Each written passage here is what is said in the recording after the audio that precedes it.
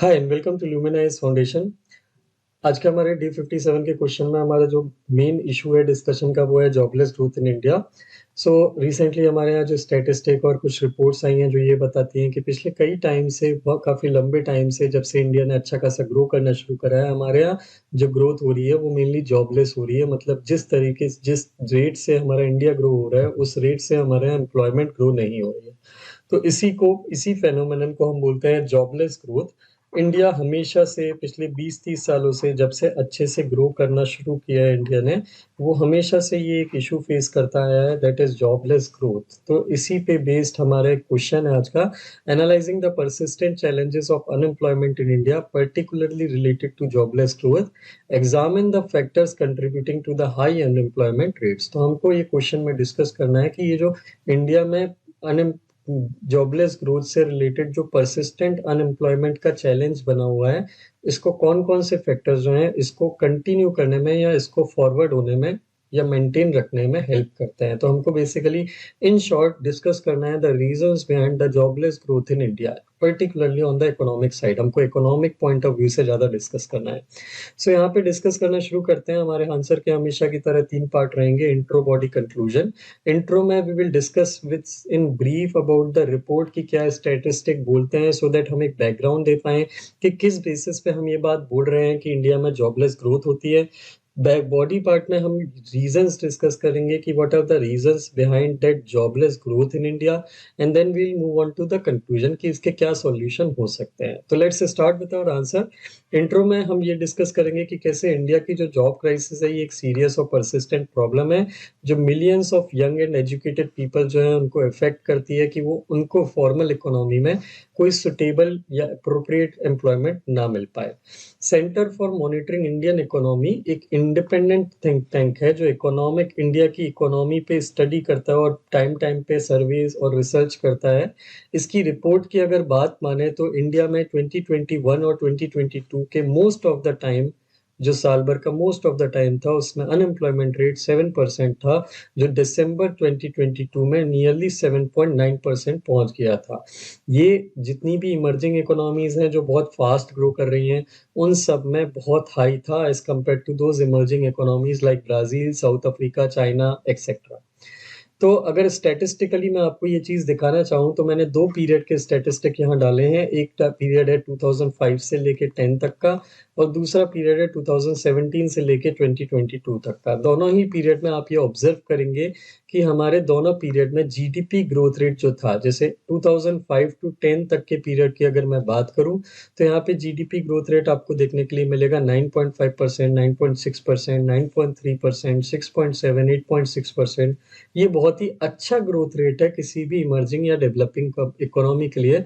But उस context में हम ये एक्सपेक्ट करते हैं कि हमारे यहाँ ग्रोथ बहुत ज़्यादा हो रही है तो हमारे यहाँ एम्प्लॉयमेंट भी बहुत ज़्यादा हाई रेट पे बढ़ना चाहिए। अगर उस पॉइंट ऑफ व्यू से देखें तो 2000 से लेके 2010 के पीरियड में सिर्फ 50 मिलियन जॉब्स की ग्रोथ हुई, जो पॉपुलेशन ग्रोथ रेट के हिसाब से और इकोनॉमिक ग्रोथ रेट के हिसाब से बहुत कम था। सिमिलरली अगर मैं बात करूं 2017 से लेके 22 तक के पीरियड की बात की, तो आपको ये चीज़ देखने के लिए मिलेगी कि यहाँ पे जो ग्रोथ रेट था, वो growth rate GDP growth rate, ये जो ब्लैक लाइन से बना हुआ है ये जीडीपी ग्रोथ रेट है।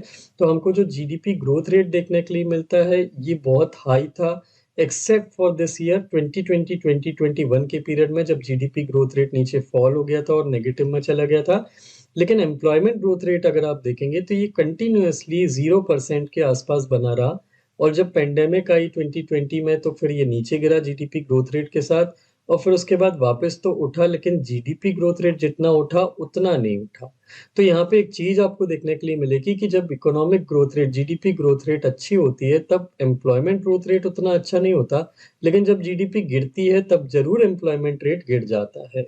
तो ये कहलाता है जॉबलेस ग्रोथ का फेनोमेनन। मतलब ग्रोथ तो कंटिन्यूसली हो रही है जीडीपी की, लेकिन जॉब्स इनफ नंबर में जनरेट नहीं हो रही, सफिशिएंट नंबर में।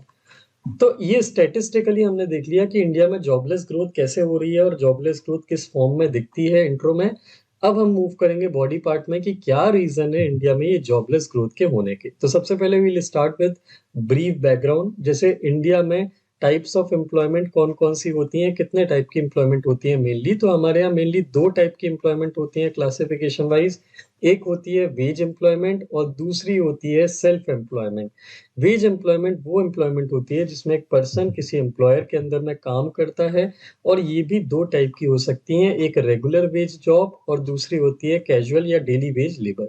रेगुलर वेज लेबर वो होती है जहाँ पे एम्प्लॉयज जो हैं इनकी सैलरीज और वेजेस जो है नॉर्मली फिक्स होते हैं, इनको रातों रात नौकरी से नहीं निकाला जाता नॉर्मली। इनके पास कुछ सर्टेन अमाउंट ऑफ सिक्योरिटी होती है कि भाई कुछ पीरियड के लिए नोटिस देंगे उसके बाद जॉब से निकालेंगे, इनको कुछ इंश्योरेंस प्रोवाइड होता है, इनको फिक्स्ड सैलरी हर मंथ प्रोवाइड होती है, मतलब एक एश्योरेंस रहता है कि हाँ इनके पास इस महीने इतने पैसे आएंगे।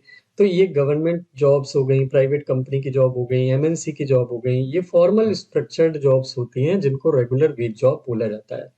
एज कम्पेयर टू एक दूसरी टाइप की जॉब्स होती हैं डेली वेज लेबर जॉब, जिसमें एक पर्सन जो होता है सुबह से शाम तक काम करता है और शाम को अपनी पेमेंट ले लेता है।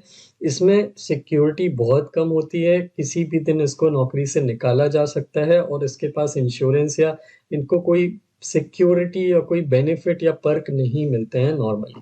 तो ये कहलाती है कैजुअल या डेली वेज लेबर।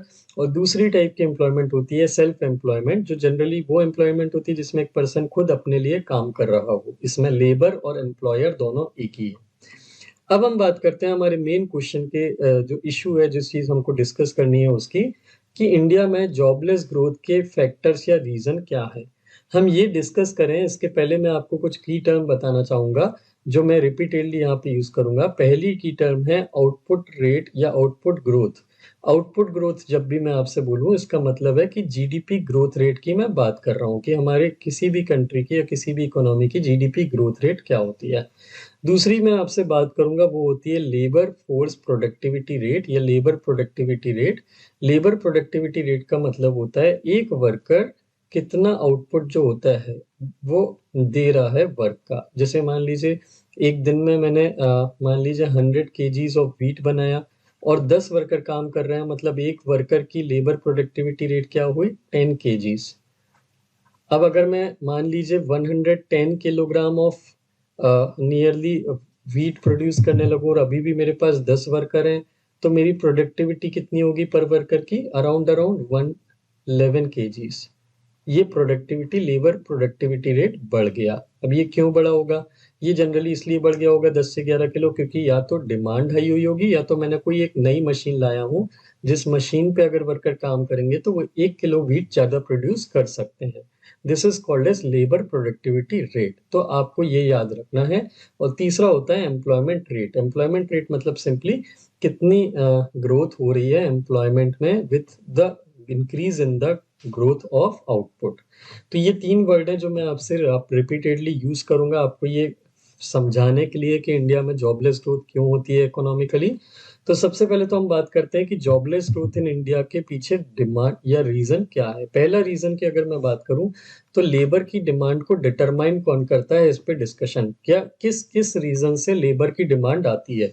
तो ट्रेडिशनली एनालिस्ट या इकोनॉमिस्ट ये मानते हैं कि जब किसी भी कंट्री का आउटपुट ग्रोथ रेट बढ़ता है, तो आउटपुट ग्रोथ रेट बढ़ने के कारण मतलब जब किसी भी फैक्ट्री की डिमांड बढ़ती है उनके प्रोडक्ट्स की, तो वो फैक्ट्री को जो है ज्यादा लेबर की जरूरत पड़ती है और वो लेबर को ज्यादा एम्प्लॉयमेंट कर देती है।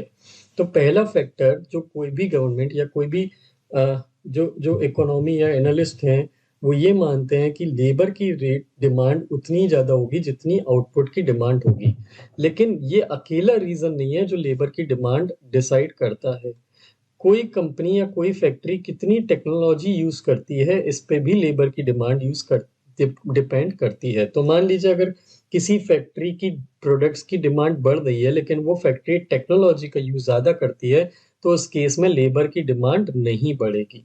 तो लेबर की डिमांड कब बढ़ती है, जब एक तो डिमांड ज्यादा हो और दूसरा टेक्नोलॉजी कम हो, टेक्नोलॉजी का यूज कम हो। जितना ज्यादा टेक्नोलॉजी का यूज उतनी ही कम लेबर की डिमांड। तो पहला रीजन अगर आपको समझ में आ गया, पहला फैक्टर आपको समझ में आ गया कि लेबर की डिमांड कहाँ से आती है, तो अब आपको इंडिया की एम्प्लॉयमेंट ग्रोथ रेट समझने में या जॉबलेस ग्रोथ रेट समझने में आसानी रहेगी। एक कोएफिशिएंट होता है जिस कोएफिशिएंट की मैं आपसे बात करूंगा, that is Kaldor Verdoorn coefficient. Kaldor Verdoorn coefficient. Kaldor Verdoorn coefficient जो है ये आउटपुट ग्रोथ और लेबर प्रोडक्टिविटी ग्रोथ के बीच में रिलेशन शो करती है या रिलेशन चेक करती है। कैल्डूर वर्डोन कोएफिशिएंट के हिसाब से आउटपुट ग्रोथ और लेबर प्रोडक्टिविटी ग्रोथ के बीच में दो काइंड ऑफ रिलेशन हो सकते हैं, two type of relations can be there. एक तो नेगेटिव रिलेशन और एक पॉजिटिव रिलेशन। नेगेटिव रिलेशन तब होता है और अगर आउटपुट ग्रोथ बढ़ रही है, तो आउटपुट बढ़ रही है मतलब कंपनी के या फैक्ट्री के प्रोडक्ट्स की डिमांड बढ़ रही है। लेकिन उस केस में अगर वो फैक्ट्री वहां पे टेक्नोलॉजी ज्यादा यूज करती है, तो उस केस में एम्प्लॉयमेंट की डिमांड नहीं बढ़ेगी। और ये जनरली होता है डेवलप्ड कंट्रीज में, क्योंकि वहां पे टेक्नोलॉजी और मशीन्स का यूज बहुत ज्यादा किया जाता है।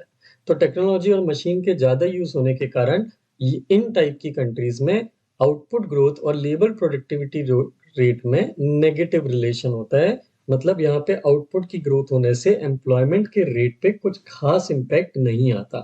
तो ये कंट्रीज को अगर एम्प्लॉयमेंट बढ़ानी हो, तो उनको बढ़ाने के लिए क्या रास्ता लेना पड़ता है? उनको ग्रोथ रेट में आउटपुट बढ़ाने में, आउटपुट ज्यादा बढ़ाने में से ज्यादा आउटपुट की स्पीड पे, प्रोड्यूस आउटपुट की प्रोडक्शन की स्पीड कितनी ज्यादा है, ग्रोथ रेट कितना ज्यादा है, उस पर फोकस करना होता है। क्योंकि जितना फास्ट यहाँ पे आउटपुट का ग्रोथ होगा, उतनी ही फैक्ट्रीज जो हैं वो पीछे रह जाएंगी टेक्नोलॉजी को और इंक्रीज करने में, और उनको थोड़े बहुत लेबर की एम्प्लॉयमेंट जनरेट करनी पड़ेगी, तभी जाके वहां पे एम्प्लॉयमेंट जनरेट होगी। ये तो हो गई डेवलप्ड कंट्रीज की बात। लेकिन इंडिया जैसी डेवलपिंग कंट्रीज की अगर मैं बात करूं, तो यहाँ पे आउटपुट ग्रोथ और लेबर फोर्स या एम्प्लॉयमेंट ग्रोथ रेट में पॉजिटिव रिलेशन होता है। पॉजिटिव रिलेशन मतलब जब यहाँ पे प्रोडक्शन और डिमांड बढ़ता है, जब यहाँ पे डिमांड और प्रोडक्शन बढ़ता है, तो लेबर की डिमांड भी बढ़ती है। लेकिन लेबर की डिमांड बढ़ने के बावजूद इंडिया में जॉबलेस ग्रोथ चल रही है, मतलब जॉब्स इतनी जनरेट नहीं हो रही हमारे यहाँ। मैंने आपसे क्या बोला, पिछले 30 सालों में हमारे यहाँ ग्रोथ रेट बहुत अच्छा है, तो उस हिसाब से कंटिन्यूअसली एम्प्लॉयमेंट रेट बढ़ते जाना चाहिए था। लेकिन एम्प्लॉयमेंट रेट नहीं बढ़ रहा, क्यों? क्योंकि इंडिया में लेबर फोर्स या लेबर प्रोडक्टिविटी रेट हाई है। लेबर प्रोडक्टिविटी रेट हाई होने का मतलब, जब हमारे यहाँ आउटपुट बढ़ता है, तो एक फैक्ट्री का मालिक ज्यादा एम्प्लॉयज को लेने से ज्यादा नई टेक्नोलॉजी खरीदने में फोकस करता है, ताकि वो जो ऑलरेडी एक आदमी एम्प्लॉय है उससे 4 आदमियों का काम करा सके, रेदर देन एम्प्लॉइंग 3 मोर पर्सन्स। मतलब पहले भी उसके यहाँ एक आदमी था, ग्रोथ रेट जब चल रहा था। जब डिमांड बढ़ी गुड्स की उसकी फैक्ट्री की, तो उसे 3 और आदमियों को नौकरी देना चाहिए थी। लेकिन जब डिमांड बढ़ी, तो वो पैसे क्रेडिट पे लेके, लोन पे लेके बैंक से अपना इन्वेस्टमेंट करके 3 और लोगों को एम्प्लॉय नहीं करता, वो एक नई मशीन लगाता है और एक इंसान से ही 4 आदमियों का काम या 3 आदमियों का काम कराने लगता है, जिससे हमारे यहाँ जो एम्प्लॉयमेंट बढ़नी चाहिए थी वो नहीं बढ़ती, और इस कारण से हमारे यहाँ लोग जो हैं अनएम्प्लॉयमेंट या जॉबलेस बने रहते हैं। तो इन दैट केस मतलब हमारे यहाँ आउटपुट तो बढ़ रहा है, मतलब डिमांड तो बढ़ रही है, आउटपुट ग्रोथ रेट बढ़ रहा है, डिमांड बढ़ रही है, लेकिन टेक्नोलॉजी का स्केल अप ज्यादा जल्दी हो रहा है as compare to people getting employed in the factories, जिसके कारण से हमारे यहाँ ग्रोथ तो हो रही है जीडीपी की, लेकिन एम्प्लॉयमेंट का ग्रोथ रेट नहीं हो रहा। So this is the key term you need to remember, Kaldor Verdoorn coefficient. इसका कोरिलेशन आपको याद रखना है। अब इंडियन गवर्नमेंट ने इससे डील करने के लिए क्या क्या पॉलिसी ली है आज तक, अगर हम पास्ट में पिछले 60 सालों में मुड़ के देखें अपनी कंट्री की इकोनॉमिक पॉलिसी की तरफ, तो हमको ये पता चलेगा कि इंडियन गवर्नमेंट ने इस चीज से डील करने के लिए कुछ पॉलिसी फॉलो करी थी कि जॉबलेस ग्रोथ को खत्म कर सके। लेकिन गवर्नमेंट को हमेशा ये लगता था कि हमारे यहाँ डिमांड तो बढ़ रही है, लेकिन डिमांड इतनी ज्यादा नहीं बढ़ रही कि फैक्ट्रीज और ज्यादा से ज्यादा लेबर को एम्प्लॉय करे। सीधी सी बात है, मैं आपको अगर जनरल भाषा में बोलूं, तो डॉक्टर जब किसी चीज की, किसी बीमारी की गलत डायग्नोसिस करता है ना, तो वो गलत चीज के लिए दवाई देता है। और जब वो ठीक नहीं हो रहा होता है, तो डॉक्टर अगर ये सोचने के बजाय कि इसको कोई और बीमारी हो रही होगी, वो रिपीटेडली और ज्यादा दवाई का डोज बढ़ाता जाए, तो उससे बॉडी को नुकसान ही होगा, बॉडी ठीक तो नहीं होगी, क्योंकि आपने बीमारी नहीं पकड़ी है। इंडिया के केस में यही हुआ है। हमने आज तक जितनी भी पॉलिसी फॉलो करी, वो हमने ये सोच के फॉलो करी गवर्नमेंट ने कि हमारे यहाँ डिमांड बढ़ रही है, लेकिन इतनी नहीं बढ़ रही, अभी भी डिमांड इतनी कम है कि फैक्ट्री ज्यादा से ज्यादा लोगों को काम पे नहीं लगा रही।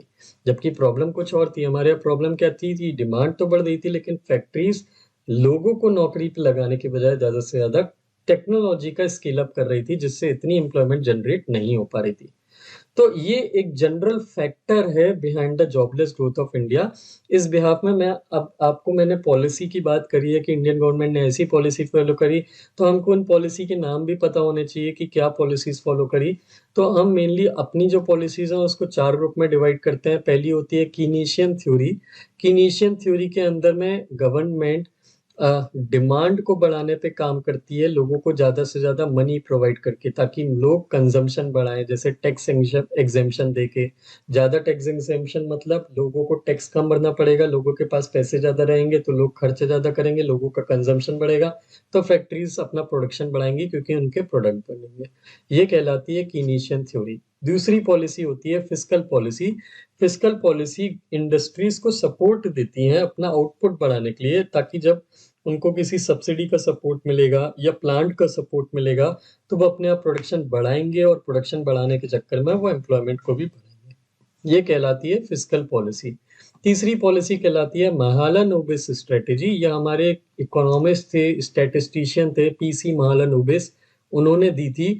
इसके अंदर में इनका ये मानना था कि हमारे यहाँ फैक्ट्रीज के पास raw material, capital goods and raw material and machines नहीं है जिससे वो अपना आउटपुट बढ़ा सके। तो अगर आप इनको फैक्ट्रीज को पैसे भी दोगे तो भी इनके पास टेक्नोलॉजी खरीदने लायक पैसे नहीं है, और आयरन एंड स्टील की अवेलेबिलिटी नहीं है जिससे वो अपनी मशीन्स डेवलप करके खुद का प्रोडक्शन कर पाए। तो इस कारण से हमको फोकस करना चाहिए कैपिटल गुड्स के प्रोडक्शन पे, जिससे प्रोडक्शन बढ़ पाए लॉन्ग टर्म में इंडिया का। और चौथी होती है स्ट्रक्चरलिस्ट थ्योरी। स्ट्रक्चरलिस्ट थ्योरी ये बोलती है कि इंडिया के पास हमेशा से बैलेंस ऑफ पेमेंट की क्राइसिस रही है, मतलब हम इंपोर्ट ज़्यादा करते हैं, एक्सपोर्ट कम करते हैं, जिसके कारण हमारे पास फॉरेक्स करेंसी नहीं होती, और एग्रीकल्चर में टेक्नोलॉजी एंड टूल्स, लोगों के पास सफिशिएंट अमाउंट ऑफ मनी नहीं है इन्वेस्ट करने के लिए, जिसके कारण हम टेक्नोलॉजी का ज़्यादा से ज़्यादा इम्पोजिशन नहीं कर पाते अपना प्रोडक्शन बढ़ाने के लिए। और जब ट्रेडिशनल जब टेक्नोलॉजी नहीं ज़्यादा से ज़्यादा बढ़ा पाते, यूज़ नहीं कर पाते, तो हम लोगों को भी मशीन चलाने के लिए एम्प्लॉय नहीं कर पाते, जिससे हमारी एम्प्लॉयमेंट जो है वो लो रहती है। तो ये 4 थ्योरीज हैं या 4 पॉलिसीज हैं जो इंडिया ने आज तक फॉलो करी है। इंडिया को हमेशा लगता था कि ये प्रॉब्लम सॉल्व कर लेंगे तो डिमांड बढ़ जाएगी, ये प्रॉब्लम सॉल्व कर लेंगे तो डिमांड बढ़ जाएगी, लेकिन ये सारी पॉलिसी फॉलो करने के बाद भी डिमांड कहीं से कहीं तक नहीं बढ़ी। तो डिमांड ना बढ़ने का कारण क्या था? पहला तो मैंने आपको बताया कि सॉरी, डिमांड तो बढ़ी, लेकिन डिमांड बढ़ने के बाद भी एम्प्लॉयमेंट ना बढ़ने का कारण क्या था? पहला तो मैंने आपको बताया कि इन जो इंडस्ट्रियलिस्ट थे वो टेक्नोलॉजी को स्केल अप करते गए और एम्प्लॉयर्स को कम लगाया। लेकिन एक और कारण था कि क्यों एम्प्लॉयमेंट रेट नहीं बढ़ा। जब इंडस्ट्रीज बढ़ने लगी तो इंडस्ट्रियलिस्ट को टेक्नोलॉजी को यूज करने वाले लोगों की भी जरूरत पड़ी, लेकिन हमारे यहाँ जो लोग थे वो इतना एजुकेटेड और स्किल्ड नहीं थे कि वो इंडस्ट्रीज की नीड को फुलफिल कर पाए, इतने स्किल्ड नहीं थे कि वो फैक्ट्रीज में जाके उन मशीन्स को ऑपरेट कर पाए। और इस कारण से जो इंडस्ट्रीज थी उन्होंने जो है या तो ऑटोमेटेड मशीन पे या तो ऑटोमेशन पे ध्यान दिया, मतलब ऐसी मशीनों का एम्प्लॉयमेंट ज़्यादा करने की कोशिश करी जो खुद से चलती हैं या खुद से काम कर लेती हैं बिना ह्यूमन इंटरफेरेंस के। या फिर उन्होंने जो अप्रोच फॉलो करी वो ये थी कि एक मशीन लगा के वो एक इंसान से 4 आदमियों का काम करवाएंगे, वो एक इंसान जिसके पास स्किल है उससे ही 4 आदमियों का काम वो करवाएंगे, जिससे 3 लोगों को एम्प्लॉयमेंट नहीं मिली। तो ये दूसरा रीजन था, हमारे लोगों के पास, लेबर फोर्स के पास लेस नंबर या less amount of skill and the increased imposition of technology is what led to the low employment growth rate in India. तो अब हम आते हैं सॉल्यूशन पार्ट पे कि हमको अगर इस प्रॉब्लम को, अनएम्प्लॉयमेंट की प्रॉब्लम को एड्रेस करना है तो हमको क्या करना होगा। तो जो हमारी प्रॉब्लम है अब हमने सही डायग्नोस करा है तो उसी के हिसाब से हम सॉल्यूशन बनाएंगे। तो पहला सॉल्यूशन क्या होगा कि हमको एक तो पहले नेशनल एम्प्लॉयमेंट पॉलिसी बनानी होगी, जिसमें हमको सिर्फ रैपिड जीपीडी ग्रोथ पे फोकस नहीं करना है, बट हमको एम्प्लॉयमेंट को बढ़ाने पे, डायरेक्टली बढ़ाने पे फोकस करना है। और वो हम कैसे कर सकते हैं? एक तो हम हेल्थ और एजुकेशन जो है उसको इम्प्रूव करके लोगों को एडिक्वेटली स्किल कर सकते हैं, उनकी क्वालिटी ऑफ जो वर्कफोर्स है, जो क्वालिटी ऑफ स्किल है, उनकी क्वालिटी ऑफ नॉलेज है उसको इम्प्रूव कर सकते हैं, जिससे they become more and more employable. And at the same time हम ज़्यादा से ज़्यादा गवर्नमेंट जॉब्स क्रिएट करें जिससे लोगों के पास अगर प्राइवेट सेक्टर उनको एम्प्लॉय नहीं करता है तो गवर्नमेंट सेक्टर उसको एब्जॉर्ब कर पाए ज़्यादा से ज़्यादा अमाउंट में। दूसरा जो स्टेप हमको लेना पड़ेगा वो ये है कि हमको एक मनरेगा का अर्बन वर्जन निकालना पड़ेगा। मनरेगा आपको पता है अभी रूरल स्कीम है, जहाँ पे रूरल एरिया में अगर किसी के पास काम नहीं है तो वो मैनुअल अनस्किल्ड वर्क के लिए एम्प्लॉय कर सकता है। उसी टाइप की एक स्कीम हमको अर्बन एरियाज में निकालनी होगी, क्योंकि people are migrating from rural areas to urban areas, तो वहाँ पे उनको सेफ्टी नेट और सोर्स ऑफ इनकम का प्रोविजन मनरेगा टाइप की एक स्कीम दिला पाएगी। तीसरा, हमको एग्रीकल्चरल सेक्टर में एग्रो प्रोसेसिंग इंडस्ट्रीज को प्रमोट करना है, क्योंकि एग्रीकल्चर में एक फील्ड में आज की डेट में एक आदमी का काम 5 लोग कर रहे हैं, क्योंकि 4 लोगों के पास और कुछ करने के लिए नहीं है। This is called as disguised unemployment. तो अगर हम एग्रीकल्चर में फूड प्रोसेसिंग इंडस्ट्रीज और एग्रो प्रोसेसिंग इंडस्ट्रीज लगाएंगे तो वहां पे एक आदमी खेती करेगा और बाकी के 3 लोग उसको प्रोसेसिंग इंडस्ट्रीज में प्रोसेस करके वैल्यू एडेड प्रोडक्ट्स बना पाएंगे, जैसे कि केचप हो गया, जैसे कि ब्रेड हो गया, इस टाइप के प्रोडक्ट्स बना पाएंगे, जिससे एक तो उनको ज़्यादा प्रॉफिट मिलेगा, उनकी इनकम बढ़ेगी, और दूसरा उनका एम्प्लॉयमेंट में जो है ज़्यादा से ज़्यादा पार्टिसिपेशन बढ़ेगा और ओवरऑल जीडीपी, कंट्री की जीडीपी ग्रोथ भी बढ़ेगी। तो ये तीसरा मेन रूट है जिससे हम अपने एग्रो प्रोसेसिंग इंडस्ट्रीज और एग्रीकल्चर को सपोर्ट करके इंडस्ट्रियल डेवलपमेंट कर सकते हैं और एम्प्लॉयमेंट रेट को गिरा सकते हैं। And the final way is कि आप एजुकेशन और हेल्थ केयर को इम्प्रूव करो, जिससे ह्यूमन कैपिटल का एक्यूमुलेशन हो और ग्रोथ ऑफ आउटपुट अपने आप जनरेट हो सेल्फ एम्प्लॉयमेंट की ग्रोथ से। लोग जब कैपेबल होंगे good education and good health care के साथ, तो वो दूसरों के एम्प्लॉयमेंट पे डिपेंडेंट नहीं रहेंगे, वो अपनी भी सेल्फ एम्प्लॉयमेंट जनरेट कर सकते हैं अपने लिए, जो ओवरऑल जीडीपी को भी कंट्रीब्यूट करेगा और उनकी फैमिली को भी ज़्यादा से ज़्यादा एक प्रॉस्पेरस और वेल्दी बनाएगा। So this is the way by which we can deal with the jobless growth of India. अगर मेरे को ब्रीफ में आपको समराइज करना हो तो ये हमने इंट्रो में स्टैटिस्टिक देखा था कि इंडिया में जॉबलेस ग्रोथ कैसे चलती है। देन इसके बाद हमने रीजंस देखे थे कि मेनली रीजन क्या है, डिमांड बढ़ाने पे गवर्नमेंट का फोकस है। डिमांड से नॉर्मली एम्प्लॉयमेंट बढ़ती है डिमांड बढ़ने से, लेकिन टेक्नोलॉजी का अप्रोप्रिएट स्केल पे यूज करना भी एक इम्पॉर्टेंट फैक्टर होता है। टेक्नोलॉजी किस रेट से ग्रो हो इस पे भी ध्यान देना पड़ेगा हमको। तब जब हम डिमांड और टेक्नोलॉजी का यूज बैलेंस कर पाएंगे, तभी हम एम्प्लॉयमेंट रेट को जीडीपी ग्रोथ के साथ साथ में इक्वली बढ़ा पाएंगे, जिससे लॉन्ग टर्म में इंक्लूसिव ग्रोथ हमको देखने के लिए मिलेगी। So I hope this issue of jobless growth was clear to you. If you like the video, please do share it with your friends who are preparing for the exam.